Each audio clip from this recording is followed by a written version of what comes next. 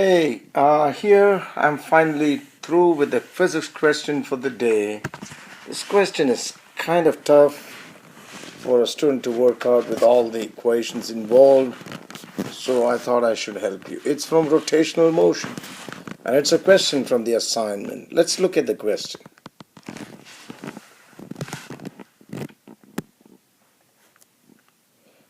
Okay, a sphere of mass m and radius r0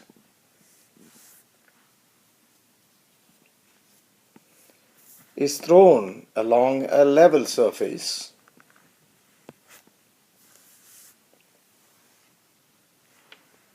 so that it is initially sliding without rolling. Okay, very important. It's initially sliding without rolling with a linear speed v0. And as it moves along or slides along, after some time it begins to spin and then rolls.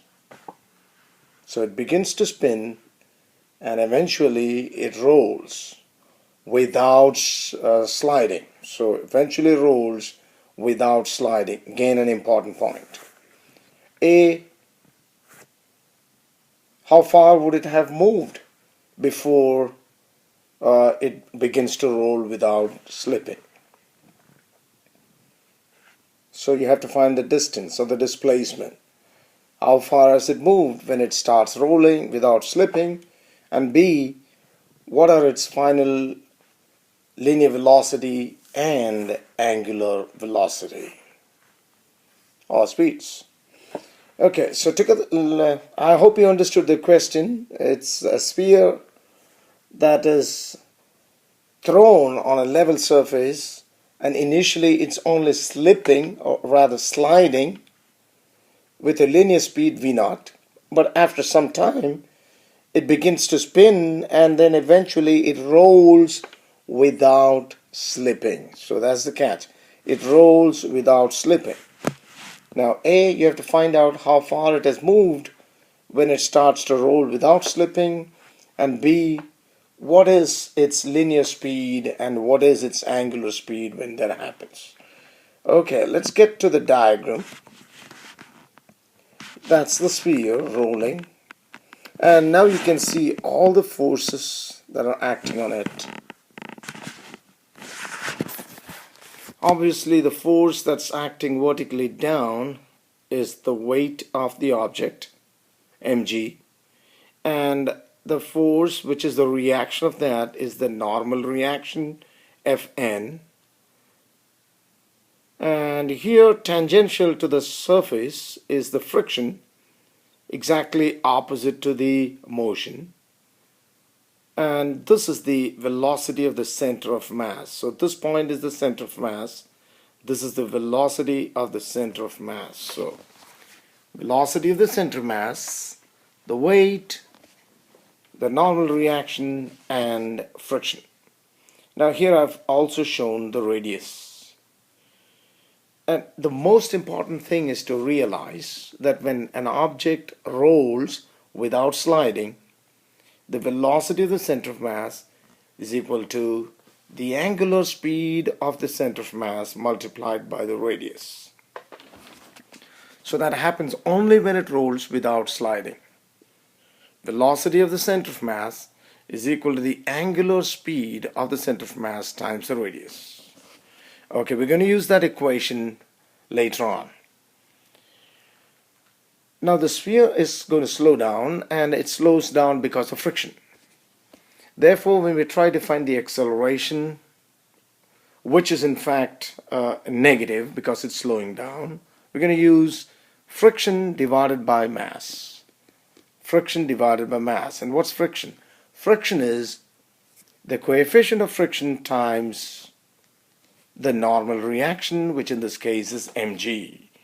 The normal reaction is mg. So that's the formula for friction. Mu times Fn divided by the mass.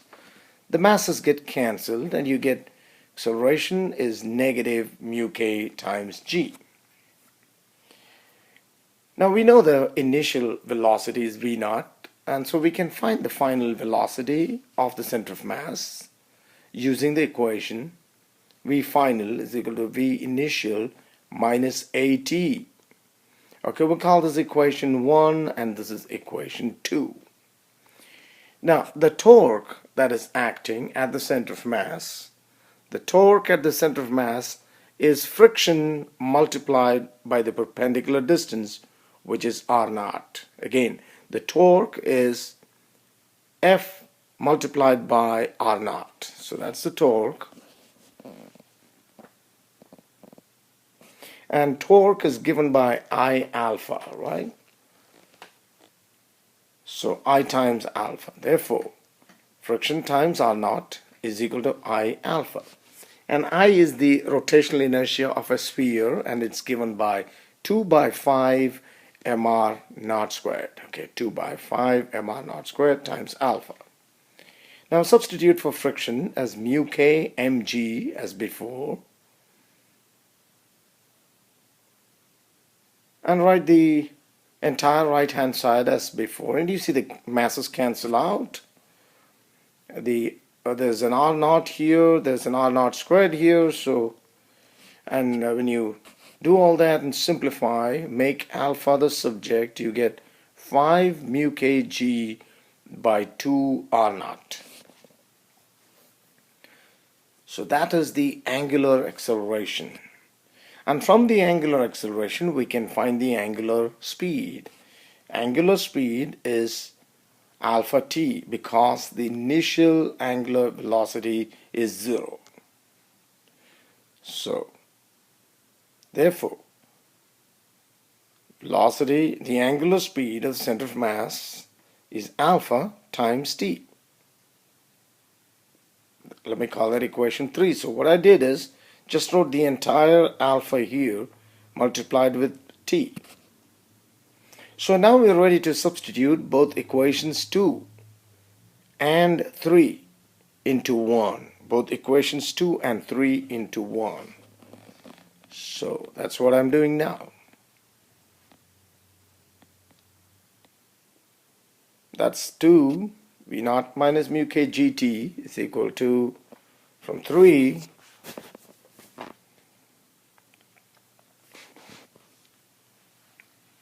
the R naughts cancel and make T1 the subject. Well, it's T1 on both sides. I should have just made this T1. Okay. Oh. So, and I get T1 is 2 V naught by 7 mu kg.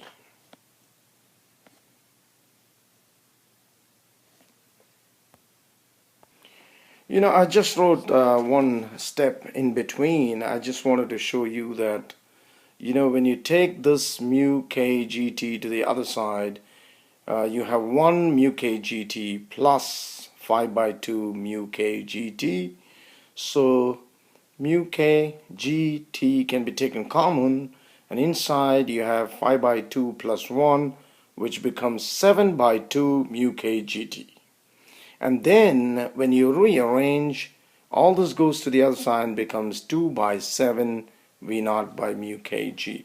Now try to write that down, and so you get the expression for time.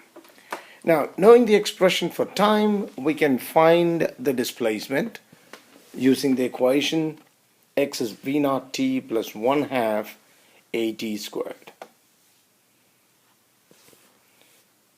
Now, that is V naught, and for time we got 2 V naught by 7 mu kg plus, that becomes negative because a is negative, 1/2 a is mu kg, and then square the entire term, which gives 4 V naught squared by 49 mu kg whole squared. So that gets cancelled, 1 mu kg, and the square term gets cancelled. You have 2 V naught squared by 7 mu k minus, here there's a 2 and there's a 4, so they cancel out, and you have a 2 V naught squared by 49 mu kg. Take out the common factors, and you have 2 by 7 minus 2 by 49. On simplifying this, you get it as 12 V naught squared by 49 mu kg. Okay, because this number here, when you simplify it, it becomes 12 by 49. So that's the answer, and that's the displacement. Now the B part is easy to find because we already have this relation.